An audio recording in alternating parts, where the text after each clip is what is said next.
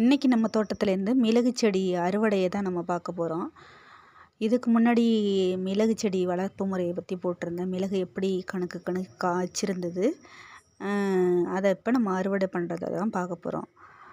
மிளகு பார்த்திங்களா எவ்வளோ கொத்து கொத்தாக காய்ச்சிருக்கு. ஒவ்வொரு டைம் மிளகு நம்ம காய்ப்புக்கு வரும்போதும் நல்லா அதை பராமரித்து அதை அப்பப்போ அறுவடை பண்ணிக்கிட்டு இருந்தால் தான் நமக்கு தேவையான அளவுக்கு மிளகு கிடைக்கும். அது மட்டும் இல்லாமல் மிளகு செடியில் எந்த ஒரு பழுதுமே இல்லாமல் நமக்கு மிளகு செடி நல்லா கிடைக்கணும்னா அப்பப்போ மிளகு அறுவடை பண்ணிக்கிட்டே இருக்கணும். நமக்கு சொந்தமான மிளகை நம்மளே வீட்டிலையே போட்டு பராமரித்து நம்ம யூஸ் பண்ணிட்டு வரலாம். இப்போ தான் மிளகுலையெல்லாம் நிறையா கலப்பு இருக்குதுன்னு சொல்லிக்கிறாங்க இல்லையா. அதனால் எல்லாருமே அவங்கவுங்க வீட்டில் ஒரு செடி வச்சாலுமே போதும், நமக்கு தேவையான மிளகு கிடச்சிக்கிடும்.